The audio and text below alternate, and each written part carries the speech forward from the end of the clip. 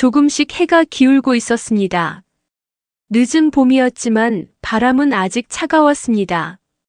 집안에는 정막이 깊게 깔려 있었습니다. 숨소리조차 크게 느껴질 만큼 조용한 날이었습니다.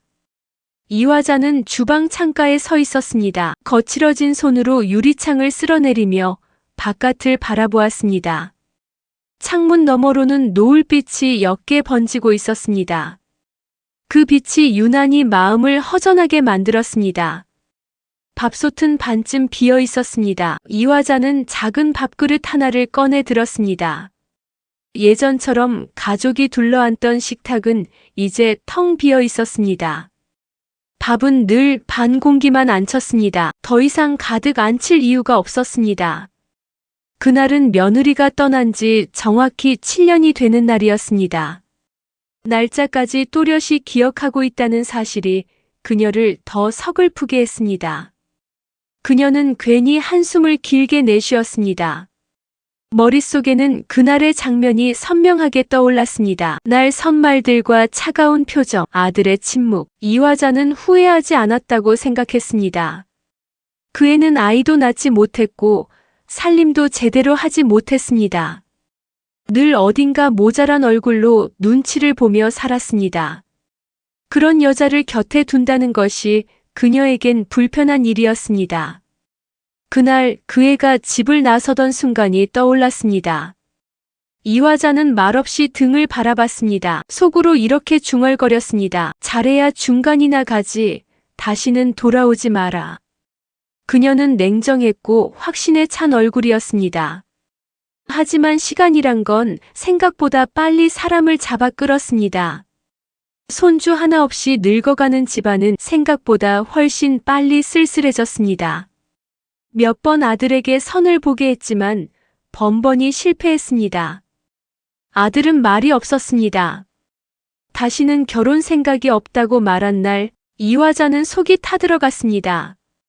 이대로 끝나는 건가? 그녀는 마음속으로 그렇게 중얼거렸습니다. 아들이 다시 괜찮은 여자를 만나 손주라도 얻을 줄 알았습니다. 그러나 그건 어디까지나 그녀의 기대일 뿐이었습니다. 그녀는 조바심이 났습니다. 하루하루를 다독이며 견뎠습니다. 자신이 믿었던 선택이 옳았다고 생각하려 애썼습니다. 며느리를 내쫓은 것이 잘한 일이라 마음속으로 수없이 되뇌었습니다. 그렇게 7년이 흘렀습니다. 봄이 오고 또 각오를 7번 반복한 뒤였습니다. 그날은 장을 보러 혼자 시장에 나간 날이었습니다. 손에 장바구니를 들고 낡은 운동화를 신은 채 시장 골목을 걷고 있었습니다. 재래시장 건너편 골목 어귀에서 익숙한 뒷모습이 눈에 들어왔습니다. 그 순간 이화자는 걸음을 멈췄습니다. 작고 마른 체구 회색 셔츠에 머리를 단정히 묶은 뒷모습, 낯익은 허리선, 가느다란 팔목. 설마. 눈을 찡그려 다시 바라보았을 때 그녀는 확신했습니다. 그 애였습니다. 이화자가 7년 전 냉정히 내쫓았던 그 며느리였습니다. 그녀는 말없이 따라갔습니다. 속으로 온갖 생각이 스쳤습니다. 당연히 재혼했겠지. 7년이나 지났으니까. 심장이 요동쳤습니다. 잠시 후 놀라운 장면이 눈앞에 펼쳐졌습니다. 그 며느리가 7살쯤 되어 보이는 남자아이의 손을 잡고 걷고 있었던 것입니다. 순간 이화자의 두 눈이 크게 흔들렸습니다. 숨이 턱 막히는 것 같았습니다. 저게 누구 아이지? 그렇게 내가 공들여도 애를 갖지 못했는데 저렇게 큰 아이가 있을 리가 없지. 눈앞이 어지러워졌습니다. 그깟 손주 하나 안겨주지 못해 내친 며느리가 눈앞에 다시 나타나자 짜증 섞인 감정이 일렁거렸습니다. 멀리 가서 살지 왜 내 눈앞에 나타나는 거야? 이화자는 이를 악물었습니다. 그 애가 어디까지 가는지 보고 싶었습니다. 그녀는 며느리와 아이를 멀찍이서 따라갔습니다. 어느새 발걸음은 달동네 언저리에 도착해 있었습니다. 좁고 가파른 계단과 군데군데 금이 간 담장, 빗물에 바랜 벽면, 낡은 철제 대문들, 그곳으로 며느리와 아이가 들어섰습니다. 그거 봐, 역시나 잘난 남자 만나서 잘 산 게 아니었잖아. 그녀는 그렇게 생각하며 계단 중턱에서 발걸음을 멈췄습니다. 몸을 돌리려던 순간 아이의 이름이 들려왔습니다. 도윤아, 기다려. 계단에서 뛰지 마. 뭐? 도윤이라고. 그 이름을 듣는 순간 이화자는 온몸이 굳었습니다. 그 이름은 과거 아들과 며느리가 아이를 낳게 되면 붙이자고 함께 정했던 이름이었습니다. 머리가 하얘졌습니다. 다리가 떨렸습니다. 계단 손잡이를 꼭 붙잡은 채 그녀는 서 있었습니다. 도윤이? 입술이 파르르 떨렸습니다. 심장은 맹렬히 뛰고 있었습니다. 뭔가 큰일이 벌어지고 있다는 예감이 들었습니다. 그녀는 조심스럽게 계단 아래로 내려갔습니다. 몸은 이미 본능적으로 움직이고 있었습니다. 머리는 혼란스러웠지만 두 눈은 또렷해졌습니다. 그 여자가 아이의 이름을 불렀습니다. 도윤아, 조금만 더 올라가면 우리 집이야. 그 말을 듣는 순간 이화자의 발이 굳어졌습니다. 가파른 계단 아래 차가운 시멘트 위에 멈춰선 그녀는 마치 누군가 등에 대못을 박은 듯 몸을 움직이지 못했습니다. 도윤이라고? 그건 그냥 지나칠 수 있는 흔한 이름이 아니었습니다.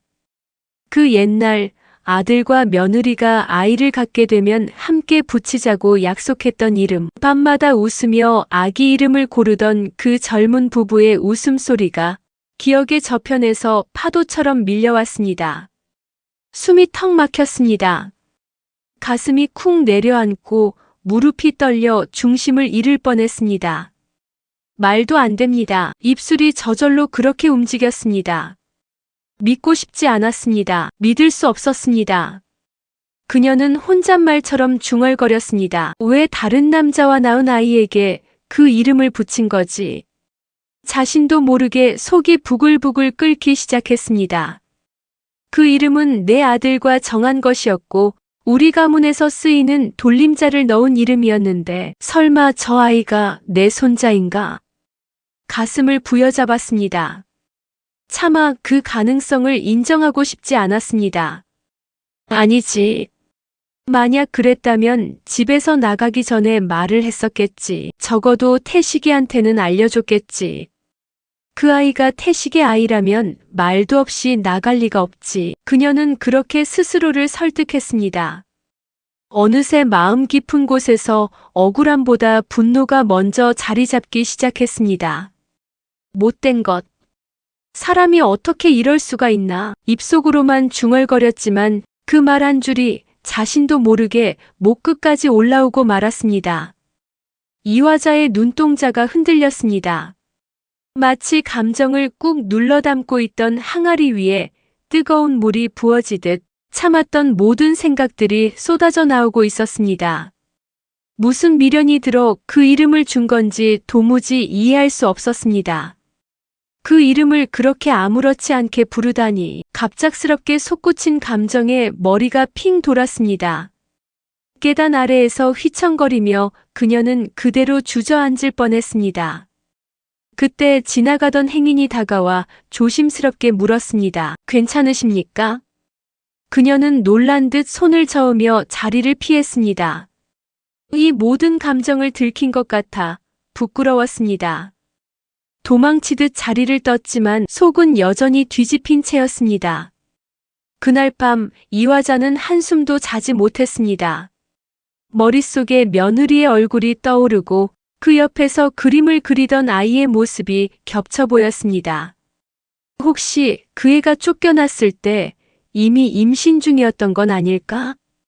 하지만 왜 아무 말도 하지 않았을까? 설마 그 아이가 다른 남자의 아이라는 건가? 그렇다면 바람을 폈던 걸까? 그렇지 않고서야 왜 아무 말 없이 떠났을까? 머릿속으로 수없이 셈을 해보았습니다. 그러나 계산은 늘 똑같은 결론으로 이어졌습니다. 쫓겨나기 전쯤 아이를 가진 게 맞다. 시기를 아무리 바꾸어도 그 외에는 설명이 안 된다. 가슴이 답답했습니다. 확인하고 싶었습니다. 그 진실을 두 눈으로 보고 싶었습니다. 이튿날 아침 이화자는 한숨 돌릴 새도 없이 옷을 챙겨 입었습니다. 밖은 여전히 바람이 차가웠지만 속이 달아오른 그녀는 코트를 단단히 여미고 그 골목으로 향했습니다. 전날 며느리와 아이가 사라졌던 방향, 그 계단 끝자락, 그들의 그림자가 사라진 자리. 천천히 조심스럽게 발을 옮겼습니다. 발밑에 떨어진 나뭇잎이 바스락거렸고 가파른 골목의 벽에는 녹이 쓴 수도관이 물방울을 떨구고 있었습니다. 이화자는 주위를 둘러보았습니다. 혹시나 며느리가 창문 틈으로라도 자신을 볼까봐 골목 가장자리로 몸을 기울였습니다. 근처에 있는 초등학교 정문 앞도 살폈습니다. 학생들이 쏟아져 나올 시간에 맞춰 길 건너 분식집 앞을 서성였습니다. 도윤이 또래로 보이는 아이들이 때를 지어 튀어나올 때마다 심장이 쿵 내려앉았습니다. 그 아이가 나올까, 혹시라도 눈이 마주치게 될까 생각만으로도 숨이 막혔습니다. 그러다 어느 순간 코끝을 자극하는 익숙한 냄새가 스쳤습니다. 붕어빵 굽는 냄새였습니다. 고개를 돌리자 낡은 천막 아래 붕어빵 틀을 들고 분주히 움직이고 있는 며느리의 모습이 보였습니다. 앞치마를 두르고 손에 반죽을 덜어내는 동작과 고개를 숙인 채 움직이는 익숙한 손짓. 그 모든 것이 시간을 되감아 과거로 끌고 가는 듯 했습니다. 그리고 그 옆에서 작은 플라스틱 의자에 앉아 색연필을 꼭 쥔 채 그림을 그리고 있는 아이가 있었습니다. 일순간 주변이 조용해졌습니다. 한마디 말 없이 붕어빵 굽는 엄마 곁을 지키고 있는 아이. 이화자는 그 모습을 보며 입술을 질끈 깨물었습니다.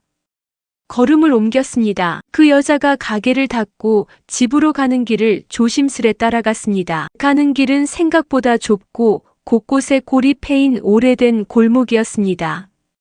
페인트가 벗겨진 벽면, 금이 간 담장, 그리고 삐걱대는 철문이었습니다. 그 철문 너머로 한 남자가 마당을 쓸고 있었습니다. 중년의 남자, 깔끔하게 정리된 흰 머리, 허리를 굽혀 조용히 빗자루질을 하고 있었습니다. 이화자는 자연스럽게 다가가 말을 걸었습니다. 저 여기 사는 젊은 여자 있지 않습니까? 아이랑 같이 다니는 분인데요. 어떤 분인지 좀 여쭤봐도 될까요? 남자는 고개를 갸웃했습니다. 이화자를 슬쩍 훑어보듯 바라보다가 느릿한 목소리로 대답했습니다. 아, 그 새방에 사는 여자분요? 참 조용하고 성실한 분이에요. 처음 왔을 때부터 딱 그런 느낌이었죠. 이화자는 아무 말 없이 고개를 끄덕였습니다. 그 순간 남자의 입에서 튀어나온 말 한 줄이 심장을 쥐어짰습니다. 처음 왔을 때 임신한 몸이었거든요. 입덧을 얼마나 심하게 하던지. 계단을 오를 때 허리를 못 펴고 올라가더라고요. 딱 7년 전 봄이었어요. 임신을 했었다고요? 이화자의 목소리가 떨렸습니다. 눈동자가 흔들리고 입술이 벌벌 떨리기 시작했습니다. 남자는 별 생각 없이 웃으며 말했습니다. 예, 배가 금세 불러오더니 아이가 태어났죠. 그 아이가 도윤이에요. 그 순간 이화자의 두 다리가 땅에 박힌 듯 움직이지 않았습니다. 몸이 얼어붙고 눈앞이 흐릿해졌습니다. 확신이 들었습니다. 이름이 같다고 우연일 리 없었습니다. 그 애가 내쫓기고 혼자 된 채 이 동네에 방을 얻었고 그 봄에 아이를 낳았다면 그 아이는 틀림없이 태식이의 아이였습니다. 내 손주, 내 아들의 피를 이은 핏줄. 그 사실을 알아차린 순간 이화자는 입을 틀어막았습니다. 눈물이 뺨을 타고 흘러내렸고 코끝이 시큰거렸습니다. 목이 메어 아무 말도 나오지 않았습니다. 내가 무슨 짓을 한 거지? 어떻게 내가 저 아이를 외면했단 말인가? 마당을 쓰던 남자의 말소리는 멀어졌습니다. 바람 소리만 귓가를 때리는 것 같았습니다. 이화자는 힘없이 그 자리에 서 있었습니다. 그녀의 어깨는 떨리고 있었고 눈앞은 이미 눈물에 젖어 흐릿했습니다. 제가 무슨 짓을 한 것입니까? 그녀의 입에서 나온 말은 바람 속에 섞여 사라졌습니다. 하지만 그 울림은 그녀의 가슴 속에 천둥처럼 내려앉고 있었습니다. 그날 밤 집안은 숨조차 크게 쉬기 어려울 만큼 적막했습니다. 불도 켜지지 않은 거실에는 깊은 어둠이 내려앉아 있었고 이화자는 그 어둠 속에 말없이 앉아 있었습니다. 창가에 앉은 그녀의 두 손은 다리에 얹혀 있었고 고개는 떨군 채 텅 빈 바닥만 바라보고 있었습니다. 무거운 공기 속에서 들려오는 건 오로지 벽시계의 초침 소리뿐이었습니다. 어떻게 이런 일이? 그녀는 속으로 몇 번이고 되뇌었습니다. 믿고 싶지 않았습니다. 아니, 믿을 수가 없었습니다. 그러나 오늘 들은 말과 눈앞에서 본 아이의 모습, 그 모든 게 하나의 그림처럼 또렷하게 떠올랐습니다. 그 아이가 도윤이가 우리 태식이 아들이었다니. 입안에서 그 말을 꺼내는 순간 그녀의 눈에 맺혀 있던 눈물이 터져 나왔습니다. 도윤이, 우리 도윤이. 목울대가 떨리고 입을 막은 손등 위로 눈물이 뚝뚝 떨어졌습니다. 이화자는 배를 움켜쥐고 울었습니다. 억울한 마음, 자신을 향한 분노, 그리고 무엇보다 그 어린아이를 몰아냈다는 죄책감이 한꺼번에 밀려들었습니다. 숨이 차오를 만큼 울고 나서야 비로소 그녀는 손을 뻗어 전화기를 들었습니다. 밤은 깊었지만 그녀에게는 기다릴 여유도 미룰 용기도 없었습니다. 벨소리가 울리는 동안 그녀는 눈을 질끈 감고 기도하듯 입을 꾹 다물었습니다. 그때 익숙한 아들의 목소리가 전화기 너머로 들려왔습니다. 여보세요? 그 한마디가 들리자 참았던 감정이 다시 차오르는 것을 느꼈습니다. 태식아, 너 지금 시간 괜찮니? 목소리는 차분하려 애썼지만 갈라진 숨결과 떨리는 말투는 그녀의 불안한 감정을 고스란히 드러내고 있었습니다. 무슨 일 있어? 목소리가 왜 그래? 이쪽으로 와줄 수 있겠니? 할 말이 있어서 그래. 중요한 이야기야. 태식은 아무 말 없이 전화를 끊었고 얼마 지나지 않아 현관문을 열고 들어섰습니다. 문이 열리는 순간 이화자는 손등으로 눈물을 대충 훔치며 억지로 평정을 가장하려 애썼습니다. 하지만 그녀의 얼굴은 눈가가 붓고 입술이 하얗게 질린 채 한눈에도 정상이 아님을 드러내고 있었습니다. 아들은 그런 어머니를 보며 눈썹을 찌푸렸습니다. 엄마, 무슨 일이야? 어디 아파? 그녀는 고개를 저었습니다. 그리고 떨리는 손으로 아들의 손을 꼭 잡았습니다. 앉아서 이야기하자. 거실 소파에 마주 앉은 두 사람, 이화자는 깊은 숨을 들이켰습니다. 그리고 아주 조심스럽게 입을 열었습니다. 기억하니? 이화자는 떨리는 눈으로 아들을 바라보며 말을 이었습니다. 네가 예전에 결혼하고 나서 아들이 태어나면 붙이자고 했던 이름 말야, 도윤이.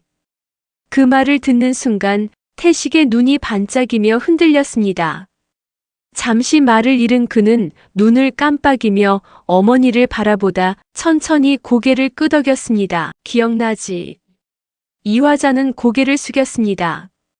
눈물방울이 다시금 속눈썹에 맺혔습니다. 그 아이, 그 도윤이가 지금 네 아들이야. 조용한 거실이 순간 얼어붙었습니다. 아들의 표정은 완전히 굳었습니다. 엄마, 그게 무슨 말씀이야? 태식은 대체 무슨 소리인지 모르겠다는 듯 말했습니다. 그녀는 두 손을 무릎 위에 가지런히 모으고 다시 고개를 들었습니다. 며칠 전에 내가 그 애를 봤어. 그 애를 시장에서 우연히 마주쳤어. 이화자의 목소리는 어느 때보다 낮고 조심스러웠습니다. 아이와 함께 있는 모습이었어. 유치원쯤 되어 보이는 남자아이랑 손을 잡고 있더라. 처음엔 다른 남자 만나서 아이 낳고 살고 있는 줄 알았어. 그래서 뒤를 몰래 따라갔어. 태식의 입술이 떨렸습니다. 그녀는 숨을 들이쉬며 말을 이었습니다. 그런데 그 아이 이름이... 이화자는 눈을 감았다가 떴습니다. 도윤이더라. 그 말을 들은 순간 태식의 손끝이 파르르 떨렸습니다. 처음엔 우연이라 생각했어. 설마 하면서 계속 미행을 했어. 그 애가 들어간 집도 봤고 붕어빵 장사하는 것도 봤어. 그녀는 손등으로 눈물을 훔쳤습니다. 그 집 남자라고는 그림자도 없더라. 집주인한테 슬쩍 물어봤지. 그랬더니 그 애가 딱 7년 전 봄에 왔다더라. 너랑 살다가 나간 그때야.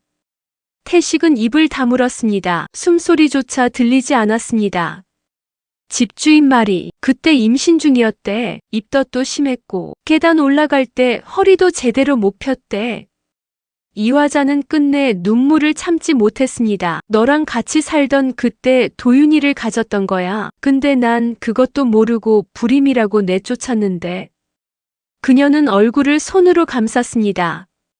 그녀의 어깨가 들썩였습니다. 입을 막은 손 사이로 흐느낌이 새어나왔습니다. 태식은 멍하니 앉아 있었습니다. 숨이 가빠지고 두 눈이 충혈되어 있었습니다. 그는 두 손으로 얼굴을 감쌌습니다. 한동안 말을 잇지 못했습니다. 거실 안의 시계는 한 칸 또박또박 소리를 냈고 시간은 무겁게 흘러갔습니다. 그리고 아주 조심스럽게 태식이 입을 열었습니다. 왜 아무 말도 안 한 거지? 그 목소리는 너무나 낮고 작고 가라앉아 있었습니다. 이화자는 고개를 저었습니다. 나도 모르겠다. 그게 더 괘씸했어. 왜 말을 안 하고 왜 너한테조차 알리지 않았나? 그녀는 잠시 침묵하다가 이내 다시 말했습니다. 근데 생각해보면 내가 미웠겠지. 불임이라고 그렇게 구박했으니까 편 안 들어주는 너도 미웠겠지. 그녀는 고개를 들었습니다. 눈물로 가득 찬 눈으로 아들을 바라보았습니다. 엄마가 다 잘못했어. 미안하다 태식아. 정말 미안하다. 아들은 말없이 눈을 감았습니다. 그의 두 손은 무릎 위에서 천천히 주먹을 쥐었다가 다시 펴졌습니다. 거실의 공기는 숨막힐 듯 무거웠습니다. 한마디 말조차 서로 쉽게 건네지 못한 채 두 사람은 고개를 떨구고 조용히 앉아 있었습니다.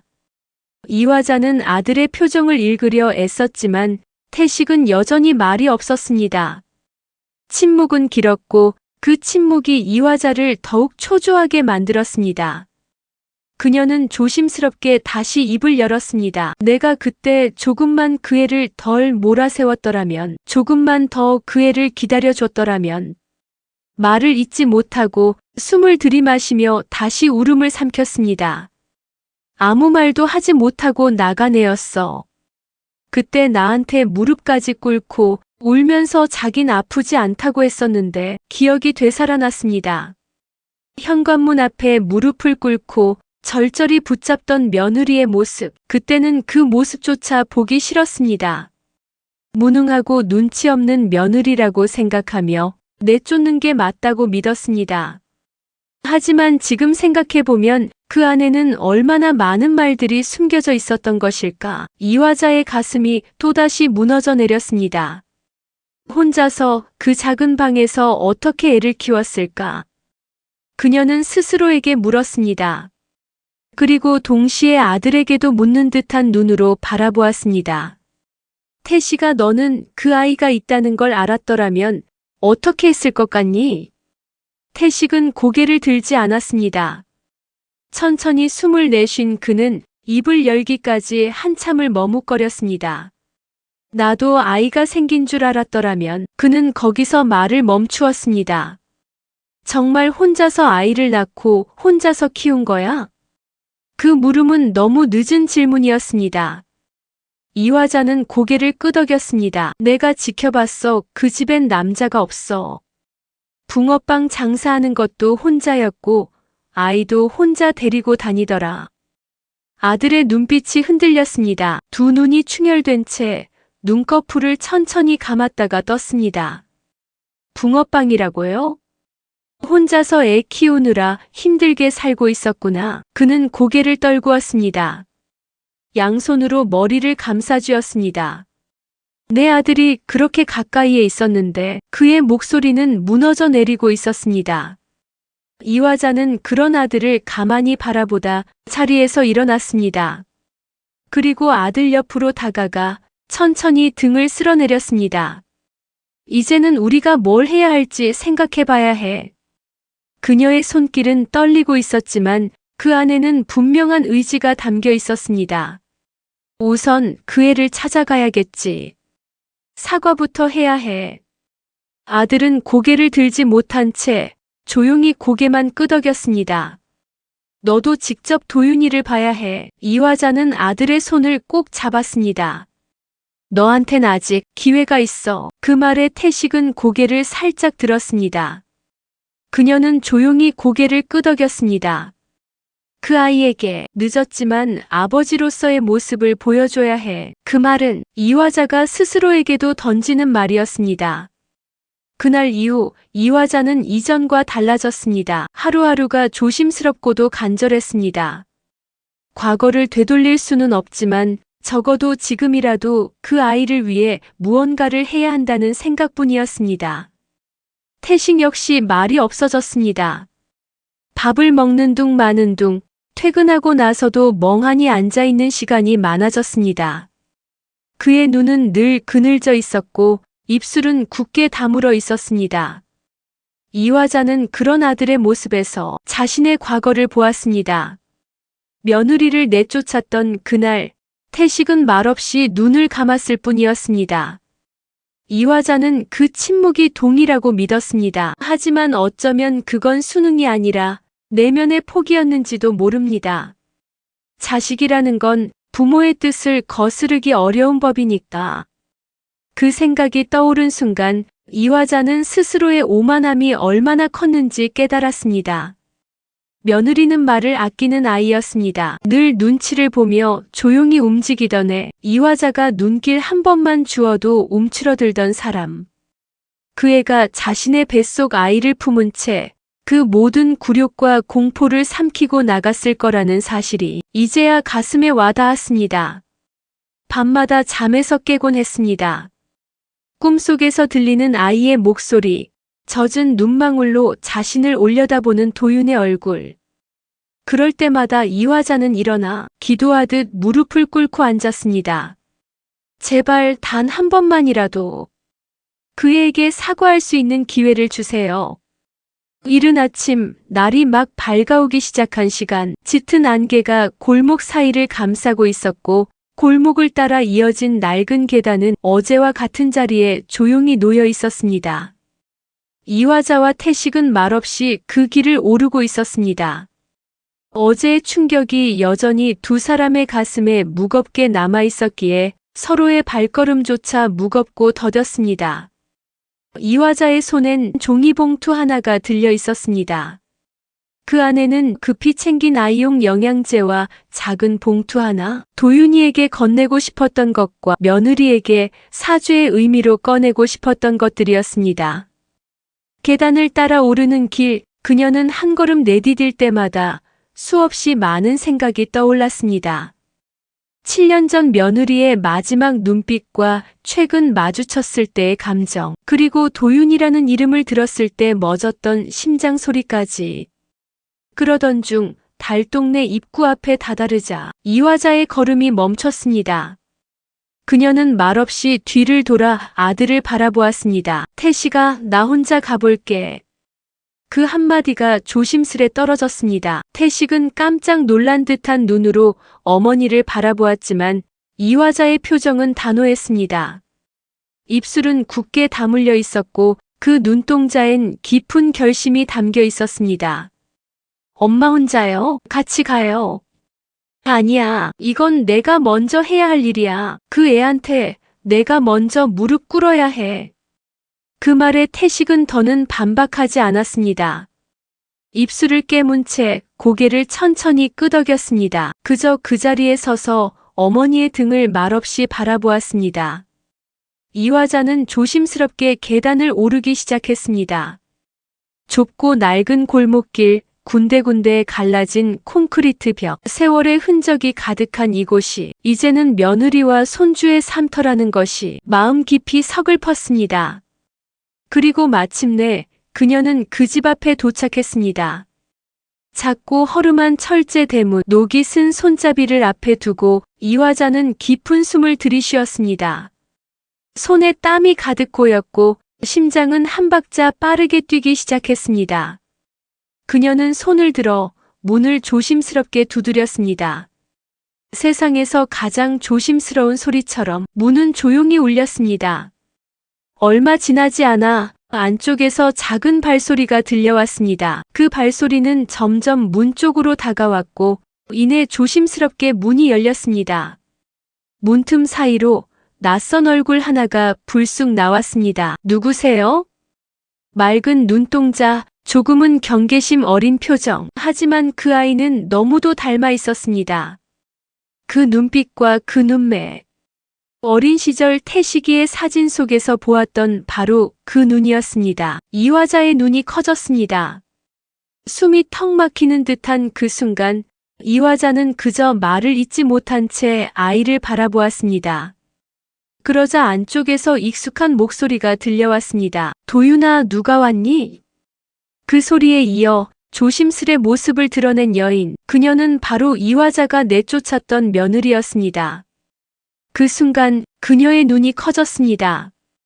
놀람과 경계, 그리고 즉각적인 반감이 그녀의 얼굴을 순식간에 덮었습니다. 여기 왜 오셨어요? 딱딱하고 얼음처럼 차가운 말투였습니다. 감정이 실리지 않은 목소리였지만 그 속엔 분명히 숨기지 못한 상처가 배어 있었습니다. 이화자는 고개를 숙였습니다. 눈앞이 흐려지다 겨우 입을 열었습니다. 내가 잘못했다. 하지만 며느리는 한 걸음도 앞으로 나아오지 않았습니다. 대신 손에 잡은 문고리를 꼭 쥐더니 곧 닫으려는 기색이 역력했습니다. 그날 당신이 저한테 했던 말 아직도 기억납니다. 그녀의 목소리는 떨림이 없었습니다. 너무나도 담담해서 이화자의 가슴을 더 무겁게 짓눌렀습니다. 애도 못 낳는 여자는 쓸모없다. 내 아들 앞길 막지 말고 나가라. 이화자는 눈을 감았습니다. 그 말이 너무나도 또렷하게 귀에 박히듯 되살아났습니다. 이화자는 아무 말도 하지 못한 채 그저 고개를 떨군 채 서 있었습니다. 그녀의 입은 떨렸고 눈가에는 눈물이 금세 맺혔습니다. 무슨 말을 해야 할까? 어떤 말로 용서를 구해야 할까? 이 순간을 수없이 상상해 보았지만 막상 눈앞에서 그 애를 마주하자 모든 말들이 목구멍에서 맴돌다 사라져 버렸습니다. 돌아가세요. 그녀는 차갑게 말했습니다. 그리고는 말없이 문을 닫으려 했습니다. 문틈으로 보이는 아이의 얼굴이 스쳐 지나갔고 그 아이가 이화자를 바라보는 눈빛이 낯설면서도 왠지 슬퍼 보였습니다. 난 잘 살고 있어요. 이제 제 인생에 나타나지 마세요. 쾅 소리와 함께 문이 닫혔습니다. 철문이 닫히는 그 소리는 이화자의 심장을 단칼에 베는 듯 했습니다. 가슴 깊은 곳까지 후벼 파는 싸늘하고 무거운 울림이었습니다. 그녀는 그 문 앞에 한참을 서 있었습니다. 아무 말도 아무 움직임도 없이 그저 고개를 숙인 채 서 있었고 바람에 살짝 흔들리는 치맛자락 소리만 조용히 그녀의 옆을 스쳐갔습니다. 결국 이화자는 무너져 내릴 듯한 다리를 이끌고 계단을 내려가기 시작했습니다.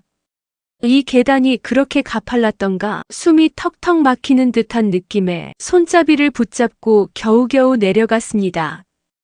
그 아래엔 태식이 말없이 서 있었습니다. 아들의 얼굴엔 걱정이 가득했고 입술은 굳게 다물려 있었습니다. 그녀는 겨우 그 앞에 서더니 힘없이 고개를 저었습니다.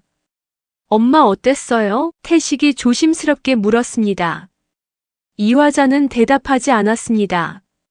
대신 양보를 타고 흐르는 눈물만이 모든 것을 말해주고 있었습니다. 그 아이, 너무 많이 상처받은 눈이었어. 그 말을 하는 순간 그녀는 더 이상 말을 잇지 못하고 입을 틀어막은 채 눈물을 쏟았습니다. 그 아이의 눈빛과 문 너머로 스쳐 지나간 그 차가운 눈동자가 자꾸만 떠올랐습니다. 홀로 그 아이를 키우며 어떤 감정으로 살았을까? 그 생각이 들자 이화자의 숨이 턱 막혔습니다. 그 아이는 누구에게도 의지하지 않고 스스로 아이를 낳고 키우고 그 모든 시간을 견디며 살아왔습니다. 이제 와서 그 아이의 삶에 찾아온다는 것이 도대체 무슨 염치인가 싶었습니다. 태식은 어머니를 부축하며 말했습니다. 엄마, 집으로 가요. 일단 돌아가서 다시 생각해요. 그 말에 이화자는 조용히 고개를 끄덕였습니다. 두 사람은 아무 말 없이 계단을 내려왔습니다. 며칠이 흘렀습니다. 해가 떴다가 지는 일이 몇 번이나 반복되었고 달동네 골목 위로 불어오는 바람은 여전히 싸늘했습니다. 초봄의 공기는 아직도 날카로웠고 그 바람 속에서 이화자는 매일같이 그 골목을 올려다보았습니다. 이른 아침에도 해가 지고 어스름이 깔리는 저녁 무렵에도 그녀는 늘 그곳에 있었습니다. 입구 근처에 오래된 벤치에 앉아 있거나 그림자처럼 건물과 담벼락 사이에 몸을 숨기고 멀리서 그 골목을 바라보곤 했습니다. 혹시라도 그 애가 집 밖으로 나올까 싶고, 혹시라도 도윤이가 학교에 가는 모습이나 학원에 가는 길목이라도 볼 수 있을까 싶어 그녀는 쉬이 발걸음을 돌리지 못했습니다. 이화자는 자신도 알지 못한 채 붕어빵 기계 앞에 익숙해져 있었습니다. 기계에서 퍼지는 노릇노릇한 붕어빵 냄새, 연신 들려오는 기계 소리, 아이들이 들고 가는 붕어빵 봉투의 비닐 부스럭거림까지 모두 익숙해졌습니다. 그 뒤편에 묵묵히 붕어빵을 굽고 있는 그 여자의 모습이 있었습니다. 앞치마는 낡았고 머리는 헝클어질 틈 없이 깔끔하게 묶여 있었습니다. 얼굴은 말랐지만 눈빛만은 흔들림 없이 단단했습니다. 그리고 그 곁에 조용히 앉아 그림을 그리고 있는 작은 아이가 있었습니다. 그 아이는 자신의 세상이 있는 듯 작은 스케치북에 연필을 꾹꾹 눌러 그림을 그렸습니다. 이화자는 숨을 참듯 그 모습을 바라보았습니다. 그 아이의 눈매, 턱선, 손짓 하나하나가 태식 어릴 적 모습과 겹쳐 보였습니다. 정말 피는 못 속이는구나. 그녀는 가끔 아무도 없는 틈을 타 문 앞에까지 올라가 보기도 했습니다.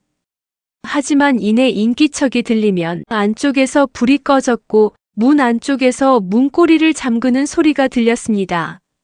말은 하지 않았지만 이화자는 느낄 수 있었습니다. 그 애는 자신이 온 줄 알고 있었습니다. 그리고 자신을 보지 않기 위해 애써 고개를 돌리고 있었습니다. 이화자는 그 문 앞에서 수없이 손을 뻗었다가 수없이 되돌려야 했습니다. 엄마, 그냥 기다려봐요. 시간이 지나면 언젠간 마음을 열지도 몰라요. 태식은 그렇게 말했습니다. 늘 말수가 적은 아들이 그날만은 이화자의 옆에서 함께 골목길을 올려다보며 말했습니다. 하지만 그 목소리엔 자신감이 없었습니다. 오히려 불안함을 감추기 위해 내뱉는 말처럼 느껴졌습니다. 이화자는 고개를 천천히 저었습니다. 그의 마음이 그렇게 쉽게 풀릴 것 같지 않구나. 내가 얼마나 큰 죄를 지은 건지. 그녀는 입술을 꽉 깨물었습니다.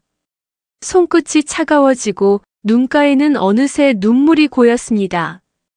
그날 이후로도 수차례 문 앞에 다가갔습니다. 날이 맑은 날도 비가 내리던 날도 이화자는 항상 같은 자리에 섰습니다. 하지만 며느리는 단 한 번도 문을 열지 않았습니다. 매번 인기척을 느끼면 그저 불을 끄고 조용히 안으로 들어가 이화자를 외면했습니다. 우연히 마주치는 순간에도 그녀는 고개를 돌려 걸음을 재촉했습니다. 다시는 마주치고 싶지 않아요. 그 말이 들리지 않았음에도 이화자는 그렇게 들리는 것만 같았습니다. 태식은 어느 날 밤 조심스럽게 말했습니다. 제가 가볼게요. 엄마가 가면 더 닫을 수도 있으니까. 이화자는 손을 저었습니다. 안 돼. 그건 내가 할 일이야. 내가 무릎 꿇고 빌어야 하는 사람이야. 말을 끝맺지 못하고 이화자는 조용히 손등으로 눈가를 문질렀습니다. 그녀의 손끝은 늘 거칠고 메말라 있었습니다. 지난 세월 동안 누구보다 부지런히 살아왔지만 그 손으로 상처 준 것이 너무도 많았습니다. 이화자는 고개를 들 수 없었습니다. 또 하루가 흘렀습니다. 이화자는 그날도 붕어빵 기계 앞을 지나 조심스럽게 철문이 있는 집 앞으로 향했습니다. 이번엔 태식이 따라오지 않았습니다. 혼자 가겠다는 그녀의 뜻을 존중한 것이었습니다. 계단을 천천히 올랐습니다. 숨이 차오르고 무릎이 시큰거렸지만 그녀는 그 문 앞에 서야 했습니다. 철문은 여전히 낡은 소리를 냈습니다. 문 앞에 다다르자 안에서 아이의 웃음소리가 들려왔습니다. 엄마, 이거 봐봐. 도윤이가 그렸어. 맑고 해맑은 아이의 목소리였습니다. 그 소리에 이화자의 심장이 멎는 것 같았습니다. 곧이어 들려온 익숙한 목소리. 정말 잘 그렸네. 우리 도윤이 이렇게 똑똑한 걸 누구 닮았나? 그녀는 한동안 꼼짝도 하지 못했습니다. 눈꺼풀이 파르르 떨렸습니다. 그 평온한 일상 속의 따뜻함이 그녀의 가슴을 죄었습니다. 저 행복을 나 스스로 밀어냈구나. 문 앞에서 조심스럽게 손을 들어 노크를 하려던 순간 손이 허공에서 멈췄습니다. 차마 문을 두드릴 수 없었습니다. 그저 조용히 서 있다가 문 안쪽에서 인기척이 느껴졌습니다. 도윤아, 조심히 있어. 엄마 금방 올게. 그녀가 문을 여는 순간 마주친 두 시선이 얼어붙었습니다. 또 오셨어요? 차가운 말이었습니다. 하지만 그 안에는 억누르려 애쓰는 감정의 파편이 담겨 있었습니다. 이화자는 조용히 고개를 숙였습니다. 그냥 내 얼굴 한 번 더 보러 왔다. 그만 오세요. 짧고 단호한 말이었습니다. 그녀는 문을 다시 닫으려 했고 이화자는 다급히 말을 이었습니다. 미안하다. 그 말밖엔 할 수 있는 게 없다. 그 말 이제 안 들려요. 문은 다시 닫혔습니다. 그 순간 이화자는 주저앉을 뻔했습니다. 문에 이마를 대고 속으로 중얼거렸습니다. 나를 용서하지 않아도 돼. 하지만 도윤이만은 절대 모르게 하지 말아다오. 날이 흐렸습니다. 골목의 공기도 유난히 무겁게 내려앉은 아침이었습니다.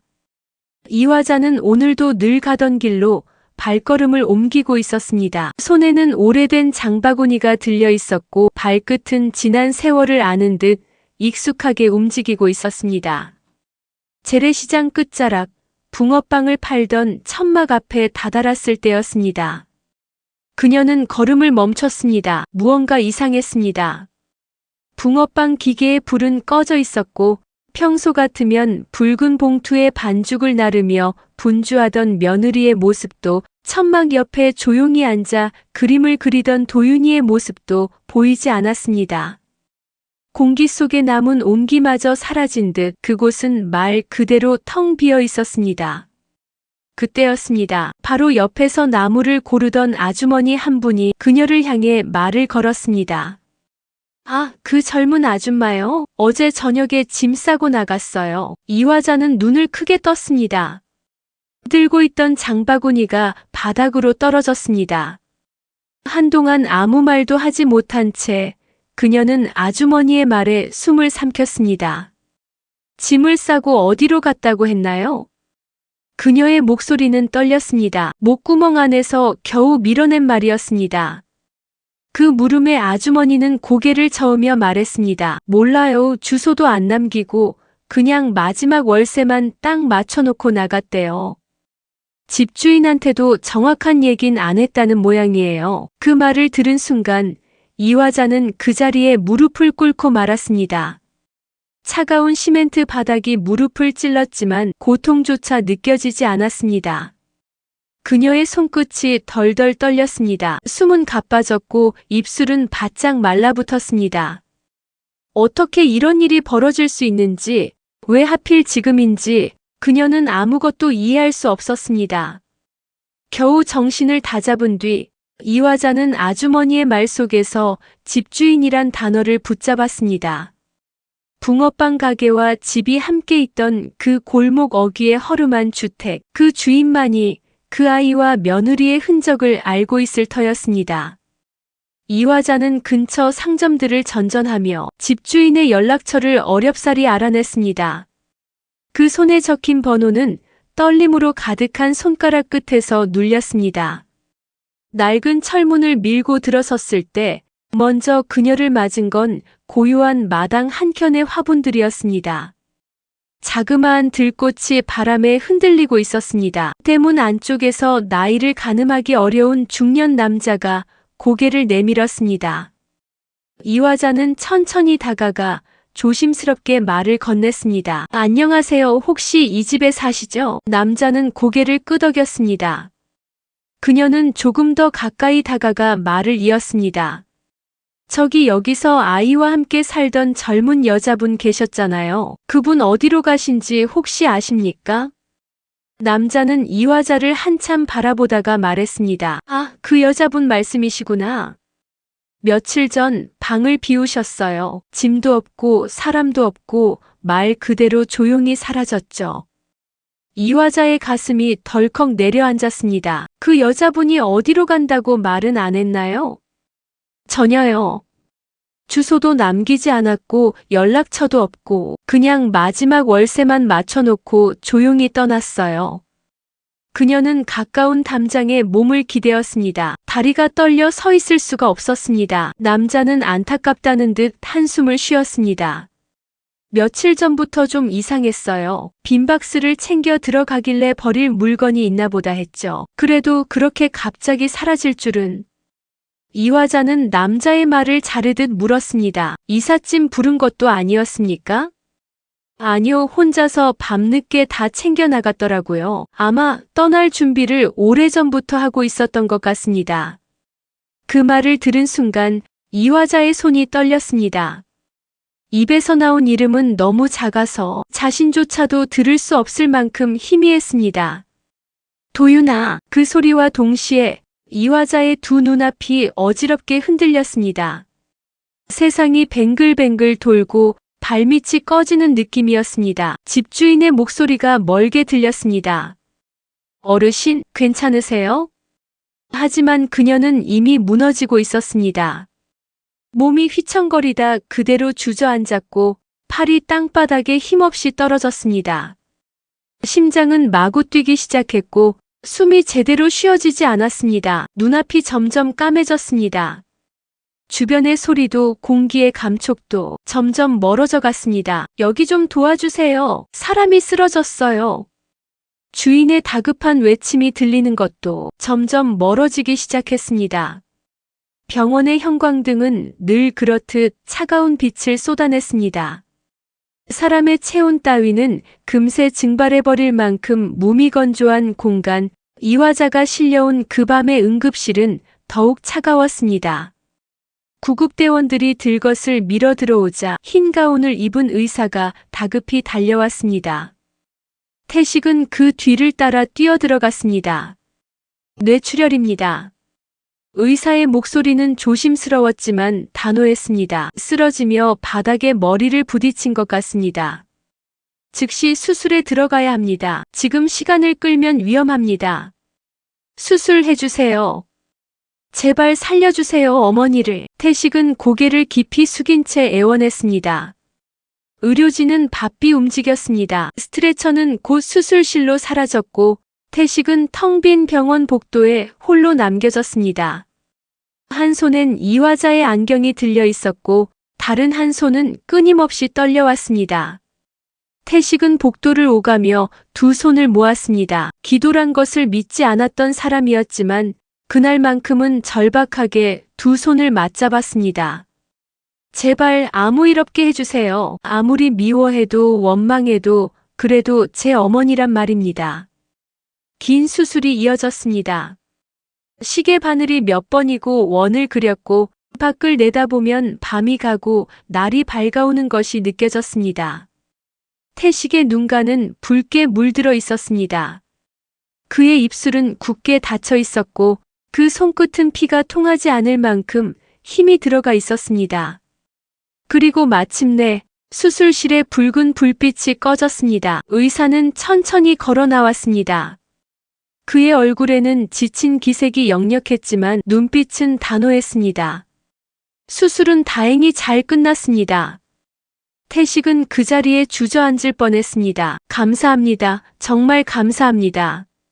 하지만 그 다음 말은 그를 다시 붙잡았습니다. 다만 아직 의식을 회복하지 못하고 있습니다.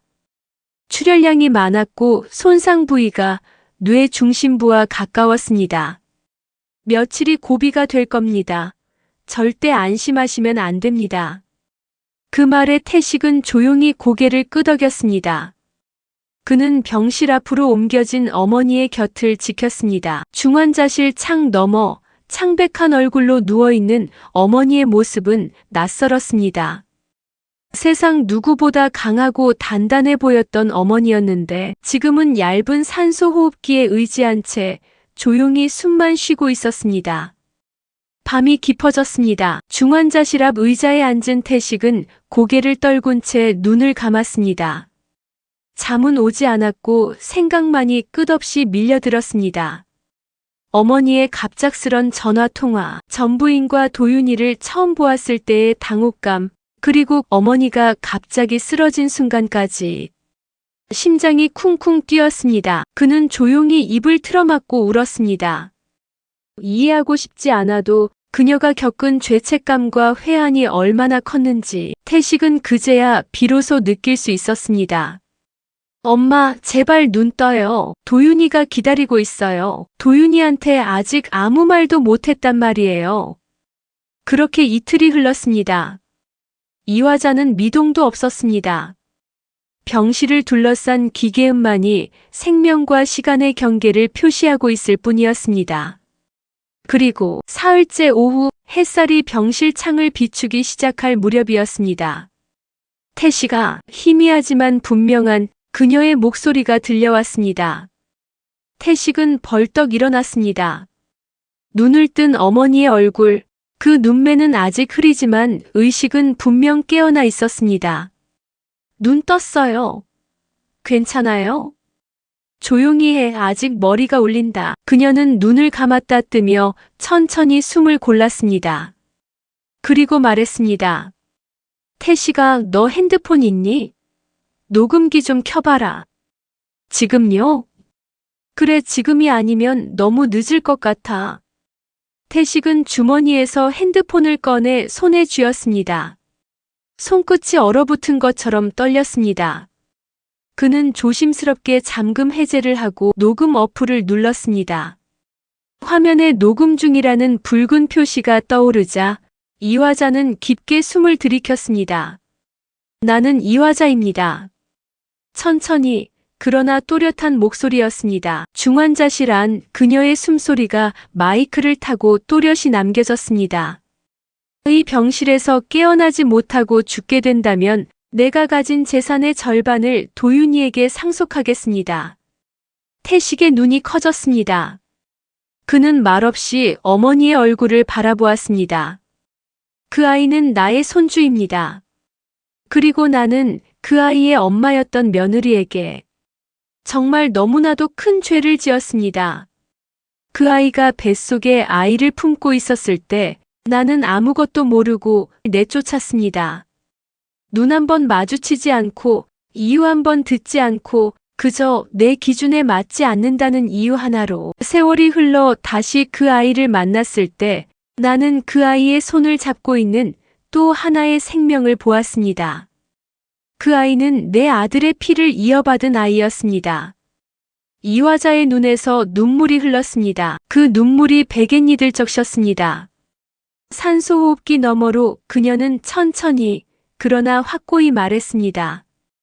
혹시라도 훗날 도윤이가 이 녹음을 듣게 된다면 이 말만은 꼭 기억해 주길 바란다. 너는 할머니가 가장 많이 미안한 아이란다. 정말 미안하다. 도윤아.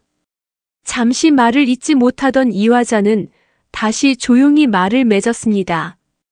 그리고 도윤아, 엄마에게도 전해주렴. 나는 그녀에게 마음 깊은 속죄를 전하고 싶다. 이 세상 어디에 있든 그녀가 조금이라도 편안해지길 바란다고. 말을 마친 그녀는 긴 숨을 내쉬었습니다. 태식은 녹음 버튼을 눌러 정지시키고는 조용히 핸드폰을 내려놓았습니다. 이제 조금만 더 자고 싶구나. 이화자는 눈을 감았습니다. 그리고 다시는 그 눈을 뜨지 못했습니다. 장례식장은 조용했습니다. 이화자의 장례는 조촐했습니다. 연락을 받은 친척 몇몇, 아들 태식, 그리고 소수의 조문객만이 빈소 한켠에 앉아 고개를 숙이고 있었습니다. 영정 속 이화자의 얼굴은 고요하고 평화로워 보였습니다. 늘 분주히 살아가던 그녀였지만 마지막만큼은 잔잔한 웃음과 함께 그 모든 짐을 내려놓은 듯한 얼굴이었습니다. 태식은 검은 정장 차림으로 문 앞에 서서 조문객을 맡고 있었습니다. 긴장도 슬픔도 후회도 함께 뒤섞인 얼굴이었습니다. 어깨는 축 처져 있었고 손끝엔 힘이 없었습니다. 그의 입에서 낮은 중얼거림이 흘러나왔습니다. 엄마 결국 이렇게 가셨네요. 그 말은 스스로에게도 어머니에게도 하는 말 같았습니다. 모든 걸 정리하기엔 너무 늦은 후회였고 마주하기엔 너무 늦은 진심이었습니다. 그때 장례식장 입구에 낯익은 두 그림자가 모습을 드러냈습니다. 고개를 숙인 여성과 그녀의 손을 꼭 잡고 선 7살가량의 남자아이. 태식은 순간 고개를 들고 멈칫했습니다. 낯선 듯 낯설지 않은 그 모습에 숨이 멎을 뻔했습니다. 그녀와 도윤이었습니다. 그들은 조용히 걸어 들어왔습니다. 누구와도 시선을 마주하지 않은 채 영정 사진 앞으로 다가가 멈춰 섰습니다. 여자는 고요히 고개를 숙였고 입술을 떨며 속삭였습니다. 이름 없이 불러도 될지 모르겠습니다만 편히 쉬십시오. 그녀의 목소리는 낮고 떨렸습니다. 7년의 시간, 억눌린 감정과 지독한 외로움, 용서하지 못했던 기억들이 그 짧은 한마디에 담겨 있었습니다. 곁에 선 도윤은 묵묵히 어른들을 올려다보다가 엄마의 손을 더 꼭 쥐었습니다. 태식은 숨을 고르며 그녀에게 다가갔습니다. 지수야 와줬구나. 지수는 고개를 돌렸습니다. 얼굴에는 어떠한 감정도 떠오르지 않았습니다. 태식과 눈을 마주쳤지만 따뜻함도 차가움도 없이 그저 평온한 눈빛이었습니다. 어떻게 알았어? 집주인분에게 연락이 왔어. 어머니께서 쓰러지셨다고 병원으로 실려가셨다고 들었어. 그래서 온 거야?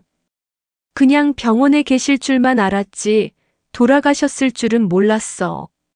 지수는 그 말에 대답하지 않았습니다. 빈소의 공기는 더욱 무거워졌습니다. 상주인 태식은 조문객이 빠져나간 틈을 타 휴대폰을 꺼냈습니다. 엄마가 남기신 유언이 있어. 꼭 들려주고 싶었어. 그는 휴대폰에서 녹음 파일을 재생했습니다. 잠시 뒤 병실의 희미한 기계음과 함께 이화자의 목소리가 흘러나왔습니다. 나는 이화자입니다. 이 병실에서 깨어나지 못하고 죽게 된다면 내 재산의 절반을 도윤이에게 상속하겠습니다. 그 아이는 내 손주입니다. 소리가 잦아들자 주변은 숨소리조차 들리지 않을 정도로 조용해졌습니다. 모두가 그녀의 말에 귀를 기울였고 지수 역시 눈을 감은 채 한참을 가만히 있었습니다. 잠시 후 그녀는 눈을 떴습니다. 담담한 얼굴로 입을 열었습니다. 그 유언, 법적으로 유효한 겁니까?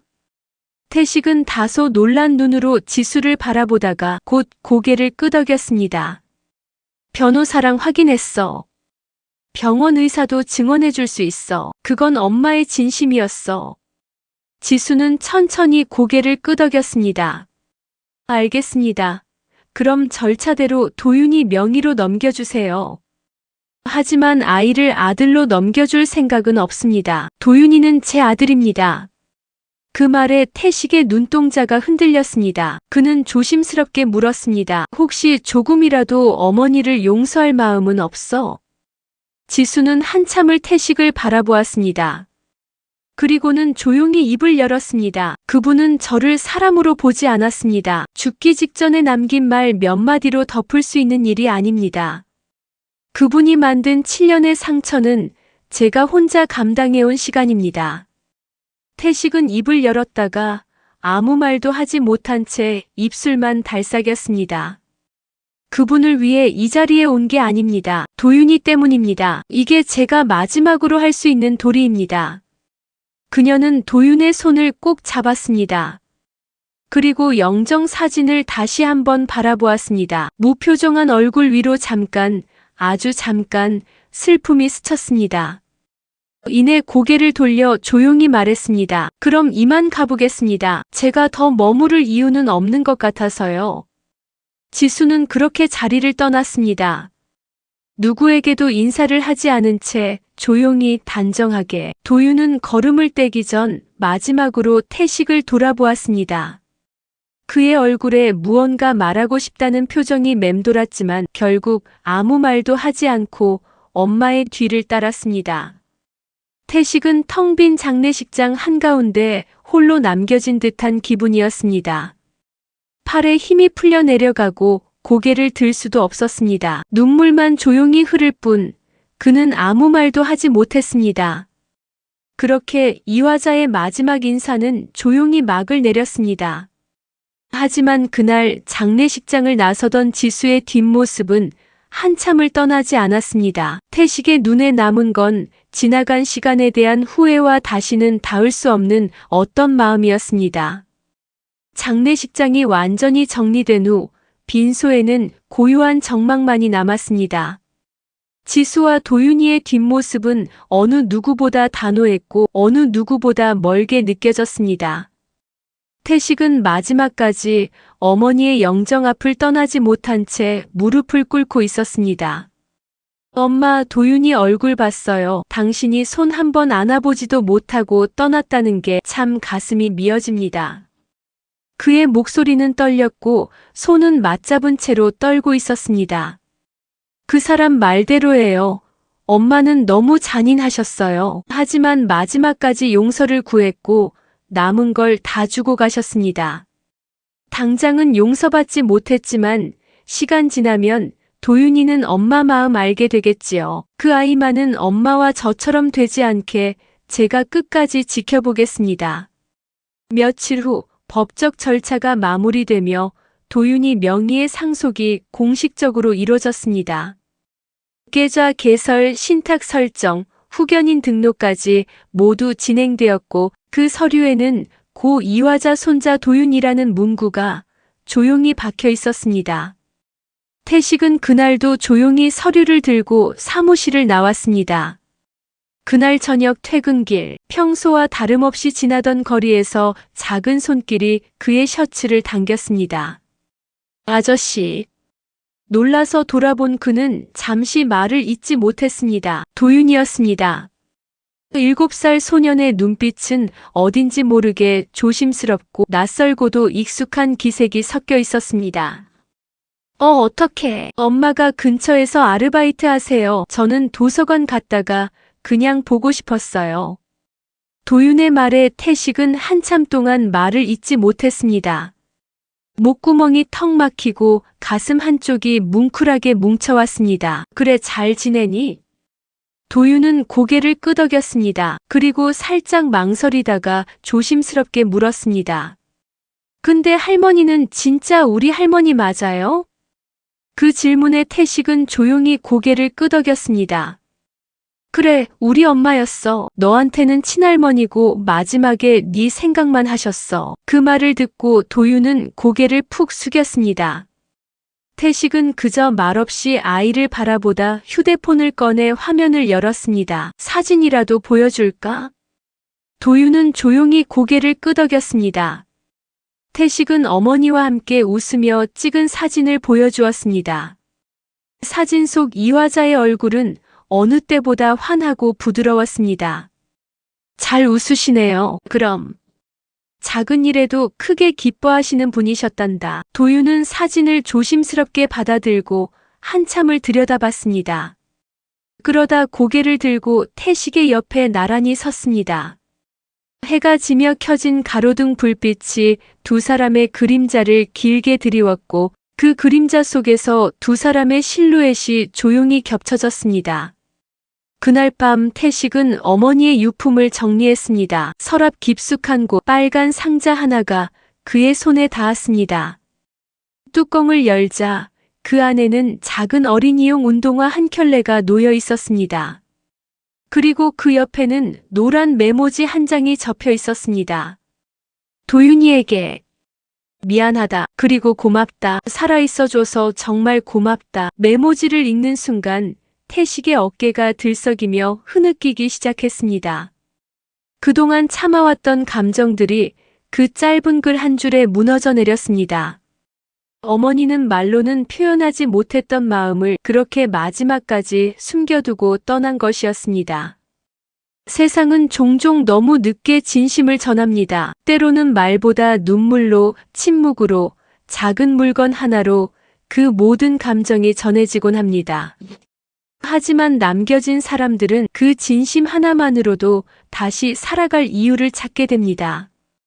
이화자의 인생은 그렇게 조용히 끝났습니다. 자식들에게도 며느리에게도 그리고 손자에게도 모든 걸 온전히 나눠주지 못한 채 떠났지만 그녀의 마지막에는 후회가 아닌 용서와 사랑이 남아 있었습니다.